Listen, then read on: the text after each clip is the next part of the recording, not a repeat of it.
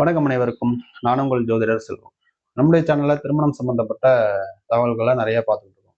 அது வாடிக்கையாளர்களும் மக்களும் அதை அதிகமா எதிர்பார்க்குறாங்க. நம்மளும் தெரிஞ்ச விஷயங்களை எல்லார்கிட்டையும் ஷேர் பண்ணி ஆகும். பொதுவாக நம்ம திருமண பொருத்தம் பார்க்குறப்ப 10 பொருத்தம் பார்ப்போம். இந்த 10 பொருத்தம் நல்லா இருக்குது அப்படின்னாலே திருமணம் பண்றதுக்கு தயாராகிடும். ஆனா கூடுதலா சில விஷயங்களையும் நிறைய ஜாதகத்துல ஆய்வு பண்ணும். நான் பார்த்துக்கிட்டு இருக்கிறது. ஏன்னா நம்ம வாழ்க்கையில திருமணம் அப்படிங்கிறது ஒரு பெண்ணு கூட ஒரே தடவை தான் நடக்கும். திருப்பி திருப்பிலாம் நடக்கக்கூடாது. அப்போ நம்ம பார்த்து வைக்கிறது நல்லபடியா இருக்கணும். கடைசி வரைக்கும் ஒற்றுமையோட இருக்கணும். நல்ல ஒரு சந்தோஷமான, திருப்திகரமான ஒரு வாழ்க்கையை வாழணும் அப்படிங்கிற ஒரு ஆசை. அதுக்காக தான் மெனக்கெட்டு எல்லா விஷயங்களுமே பார்க்குறோம். கட்டணம் கம்மியா இருந்தாலுமே ஒரு 50,000 1,00,000 வாங்குற அளவுக்கு ஜோதிடர்கள் பார்த்து கொடுக்குற விஷயங்களை நாம பார்த்து கொடுக்குறோம். ஏன்னா வாழ்க்கை நல்லா இருக்கணும். அந்த ஒரே காரணம் தான். இப்போ நம்ம பார்க்க போறது திருமணம் பொருத்தம் சம்பந்தப்பட்ட ஒரு வீடியோ தான். இதுல நம்ம இந்த நட்சத்திர பொருத்தங்கள், தின பொருத்தம், கன பொருத்தம்குள்ள போகாம அது எல்லாத்தையுமே இப்போ நீங்க ரீசெண்டா வந்திருக்கக்கூடிய எந்த ஒரு ஆப்ல போட்டாலும் சரி, ஒரு சாஃப்ட்வேர்ல போட்டாலும் சரி, 10 பொருத்தம் என்ன அப்படிங்கிறது வந்துடும். அடுத்த கட்டமா ஒரு லக்னம் குறிக்கப்பட்டுட்டா 12 ராசிகள் கிடைச்சிருது, 12 வீடுகள் கிடைச்சிருது, 12 அதிபதிகள் கிடைச்சிடுறாங்க. அதே மாதிரி பெண் ஜாதகத்தை எடுத்துக்கிட்டோம்னா பெண் ஜாதகத்திலையும் லக்னம் குறிக்கப்பட்டுருச்சுன்னா 12 அதிபதிகள் கிடைச்சிருவாங்க. அப்ப இந்த 12 அதிபதிகள் இந்த ஜாதகத்துக்கு என்ன பண்ண போறாங்க, இந்த 12 அதிபதிகள் இந்த ஜாதகத்துக்கு என்ன பண்ண போறாங்க அப்படிங்கறதான் நம்ம மெயினா பார்க்கணும். ரைட்டுங்களா? லக்னம் அப்படின்னு சொன்னோம்னா லக்னம் தான் அந்த ஜாதகரை குறிக்கும். அதாவது ஒரு ஆண் ஜாதகத்துல லக்னம் இருக்குதுன்னா அந்த ஆணை குறிக்கிறது யாரு? லக்னாதிபதி. பெண் ஜாதகத்துல பெண் ஜாதகியை குறிக்கிறது யாரு? லக்னாதிபதி. அப்போ லக்னாதிபதி, 2ஆம் அதிபதி, 3ஆம் அதிபதி அப்படிங்கிறத 12 அதிபதிகளுக்கும் பொருத்தம் அப்படிங்கிறத பார்க்கணும். இந்த அதிபதி இந்த ஜாதகத்துல எப்படி இருக்காரு, இந்த அதிபதி இந்த ஜாதகத்துல எப்படி இருக்கிறாரு அப்படிங்கிறத பார்க்கணும். பொதுவா நம்ம பேசிக்கா ஒரு ஜோசியத்துல பார்ப்போம் இல்லைங்களா? ஒரு ஜாதகத்தை பார்த்தோன்னே 1, 5, 9 ஸ்தானங்கள் எப்படி இருக்குது, 1, 4, 7, 10 கேந்திர ஸ்தானங்கள் எப்படி இருக்குது, அதுக்கப்புறம் 6, 8, 12 அசுப ஸ்தானங்கள் எப்படி இருக்குது அப்படிங்கிறதெல்லாம் பார்ப்போம் இல்லைங்களா? ஒரு கிரகம் உச்சமா இருக்குதா, நீச்சமா இருக்குதா, பகையா இருக்குதா, நட்பா இருக்குதா, இதையெல்லாம் பார்ப்போம். இது எல்லாத்தையும் என்ன பண்ணணும்னா 2 ஜாதகத்துக்கும் மிக்ஸ் பண்ணி பார்க்கணும். ஆணுடைய ஜாதகத்துல இருக்கிற கிரகங்கள் பெண் ஜாதகத்துல நல்லா இருக்குதா, பெண்ணுடைய ஜாதகத்துல இருக்கிற கிரகங்கள் ஆண் ஜாதகத்துல நல்லா இருக்குதா அப்படிங்கிறத பார்க்கணும். அதுக்கு என்னென்ன மாதிரியான வழிமுறைகள்லாம் இருக்குது அப்படிங்கிறத தெரிஞ்சுக்கணும். இப்போ ஆண் ஜாதகத்துல ஒரு லக்னாதிபதி இருக்கிறாருன்னு வச்சுப்போம். குறிப்பிட்ட ஒரு செவ்வாய் எடுத்துப்போமே, விருச்சக்கத்திலேயோ மேஷத்திலேயோ லக்னம் இருக்குதுன்னு வச்சுப்போம். இப்போ ஆண் ஜாதகத்துல லக்னாதிபதி யாரு? செவ்வாய். பெண் ஜாதகத்துக்கு வரும். பெண் ஜாதகத்துல லக்னம் எந்த லக்னமோ அந்த லக்னத்திலேயே போய் செவ்வாய் இருந்தாரு அப்படின்னா ஒரு நல்ல அமைப்பு அப்படின்னு அர்த்தம். அல்லது அந்த லக்னாதிபதி கூட சேர்ந்து இருக்கிறாரு அப்படின்னாலும் அது ஒரு நல்ல அமைப்பு.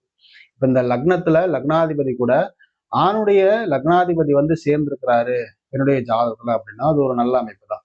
ஆனா அந்த சேர்ந்திருக்கிற இடம் பெண்ணுடைய லக்னத்துக்கு 1, 5, 9 ஸ்தானமாகவோ அல்லது 1, 4, 7, 10 ஸ்தானமாகவோ இருந்தா கூடுதல் சிறப்பு. அந்த சேர்க்கைக்கு இந்த 6, 8, 12 பாவமோ அல்லது அதன் அதிபதிகளோ யாரும் தொடர்புல இருக்கக்கூடாது. அதே மாதிரி அசுப கிரகங்கள் சனி பகவான், சூரிய பகவான் இவங்களுடைய திருஷ்டிலாம் அந்த சேர்க்கைக்கு படக்கூடாது. அதே மாதிரி 2வது பாத்தீங்கன்னா, இப்போ இங்க இருக்கிற சேர்க்கையில இருக்கிற கிரகங்கள் இருக்கு இல்லைங்களா, அது போய் பகை வீட்டுல போய் நின்று சேர்க்கையில இருக்குது. 5ஆம் இடம் தான். ஆனா அது பகை வீட்டுல இருக்குது அப்படின்னா ஒத்துமையா தான் இருப்பாங்க. ஆனா கொஞ்சம் கொஞ்சம் பிரச்சனைகள் வரும். ஏன்னா பகை வீடு இல்லைங்களா? ஒரு இடத்துக்கு போறாங்கன்னா அந்த இடத்துல அவங்களுக்கான சௌகரியங்கள் கிடைக்கிறதுக்கான வாய்ப்புகள் குறைவா இருக்கும் அப்படிங்கிறத நம்ம கண்டுபிடிச்சுக்கணும். இப்போ இது ஒரு 2 உதாரண ஜாதகமா இமேஜினேஷன் பண்ணிக்கோங்க. இது ஒரு ஆண் ஜாதகம், இது ஒரு பெண் ஜாதகம். அப்போ இந்த லக்ன அதிபதி பொருத்தம் அப்படிங்கிறத மட்டும் இந்த வீடியோல நான் எக்ஸ்பிளைன் பண்றேன். அதுக்கப்புறம் உங்களுக்கு தேவைப்பட்டுச்சுன்னா 12 அதிபதிகளோட பொருத்தம் எப்படி பார்க்கணும், அதனுடைய பலன்கள் என்ன அப்படிங்கிறதையும் நம்ம தெரிஞ்சுக்கலாம். பலன்கள் என்னன்னு தெரிஞ்சுக்கிறத விட எப்படி இருக்கக்கூடாது அப்படிங்கிறத தெரிஞ்சுக்கிட்டாலே போதுமானது. ஏன்னா நம்ம ஜாதகத்தை சேர்க்கிறோம் அப்படிங்கிறப்போ நமக்கு இந்த மாதிரியான விஷயங்கள்லாம் கொஞ்சம் கவனம் கொடுத்து பார்க்கணும். ஏன்னா பொருத்தத்துக்கு ஒரு 10, 20 ஜாதகத்தை எடுத்துட்டு வருவாங்க. எல்லா ஜாதகத்துக்கும் பார்க்க முடியுமா சாமி அப்படின்னு கேட்பாங்க. நான் என்ன சொல்றேன் அப்படின்னா, நீங்க முதல்ல நல்லா பேசி புரிஞ்சுக்கோங்க. 2 வீட்டாரும் பேசிக்கோங்க. 2 பேருக்கும் ஒத்து வருது அப்படின்னா மட்டும் அந்த ஜாதகத்தை பொருத்தம் பாருங்க. ஏன்னா 2 பேருக்கும் மன ஒற்றுமை இருக்குது, பொண்ணுக்கும் பையனுக்கும் பிடிச்சிருக்குது, 2 வீட்டாருக்கும் பிடிச்சிருக்குது. அப்படிங்கிறப்போ நட்சத்திர பொருத்தம் இல்லாம இவங்க 2 பேருக்குள்ள சமரசம் ஆகாது. ரைட்டுங்களா? அடுத்ததா இவங்க 2 பேரும் சேர்ந்து வாழும்போது என்னென்ன மாதிரியான டாஸ்க் இருக்குது அப்படிங்கிறத தெரிஞ்சுக்கணும். 2 பேருக்கும் மன ஒற்றுமை வந்துருச்சு, திருமணம் பண்றதுக்கு தயாராயிட்டாங்க அப்படிங்கிறப்போ அவங்களுடைய 2 ஜாதகத்துக்கும் பொருத்தம் பார்க்கணும். அப்படி பொருத்தம் பார்க்கறப்பதான் நம்ம இந்த 2 ஜாதக பொருத்தத்தை பார்க்கணும். இந்த 2 ஜாதக பொருத்தம் அப்படிங்கிறத நீங்க இன்னொரு விஷயத்துக்கும் பார்க்கலாம். எதுக்குன்னா, ஒரு கூட்டு பிசினஸ் பண்றீங்க, கூட்டு தொழில் பண்றீங்க, உங்களுக்கும் இன்னொருத்தவருக்கும் பார்க்கணும் அப்படிங்கிறப்போ இந்த கூட்டு பொருத்தம் அப்படின்னு சொல்லுவாங்க. இப்போ நான் ஒரு தொழில் ஆரம்பிக்கிறேன், எங்களோட ஒரு நண்பர் சேர்றாரு அப்படின்னா என்னுடைய ஜாதகத்தையும் நண்பருடைய ஜாதகத்தையும் இணைச்சு பார்க்கணும். அப்படி பார்க்குறப்போ அவருக்கும் எனக்கும் கிரக நிலைகள் எப்படி அமைஞ்சிருக்குது அப்படிங்கிறத வெரிஃபை பண்றது. இதெல்லாம் அடுத்த கட்ட நிலைகள். இப்போ திருமணத்துக்குன்னு வரப்போ நம்ம இந்த ஜாதக பொருத்தம் அப்படிங்கிறத பார்க்கணும். இதுல முதல் விஷயம் லக்ன அதிபதி பொருத்தம். இந்த லக்ன அதிபதியா இருக்கிறவரு ஆணுடைய லக்னாதிபதி பெண்ணுடைய லக்னம் எதுவோ அந்த லக்னத்துல இருக்கணும். இந்த லக்னத்துல இருந்தா அது ஒரு நல்ல அமைப்பு. இப்போ கடக லக்னம் இருக்கு, மேஷ லக்னம் இருக்கு. ஆணுக்கு மேஷ லக்னம், பெண்ணுக்கு கடக லக்னம். ரைட்டு. இப்ப லக்னாதிபதி லக்னத்துல அமர்ந்தா சிறப்புன்னு சொல்றோம். ஆனா கடகம் அப்படிங்கிறது செவ்வாய்க்கு நீச்ச வீடு இல்லையா?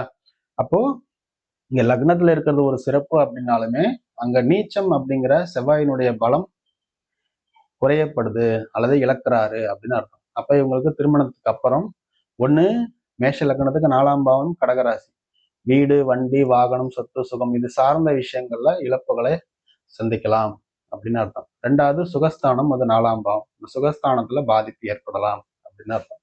செவ்வாயினுடைய காரகத்துவம் அடிபடலாம்.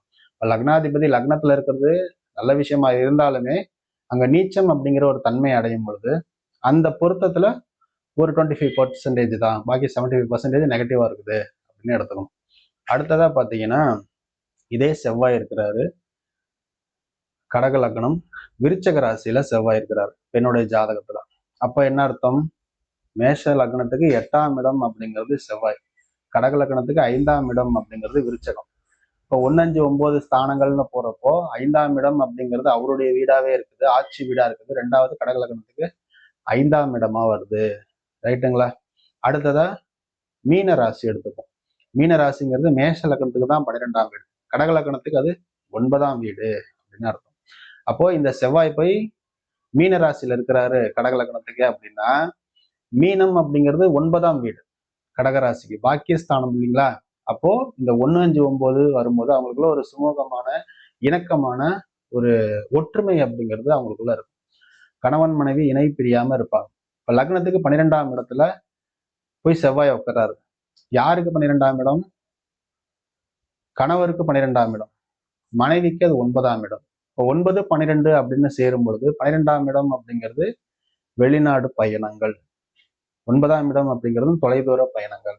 அப்ப அது பாக்கியஸ்தானமா இருக்குது அப்படிங்கிறப்போ ஃபாரின்ல இருந்து வர்றது, வெளி மாநிலங்கள்ல இருந்து வர்றது, இந்த மாதிரியான விஷயங்கள் மூலியமா கணவருக்கு ஒரு உயர்வு கிடைக்கும் வாழ்க்கையில அப்படின்னு அர்த்தம். அப்ப அந்த மாதிரியான ஜாதகங்களை இணைக்கும் போது லைஃப்ல கணவன் மனைவி அப்படிங்கிறவங்க ஜாதகத்தை ஒன்னா சேர்க்கும் பொழுது இந்த மாதிரியான நற்பலன்கள் கணவருக்கு கிடைக்கும் அப்படின்னு அர்த்தம்.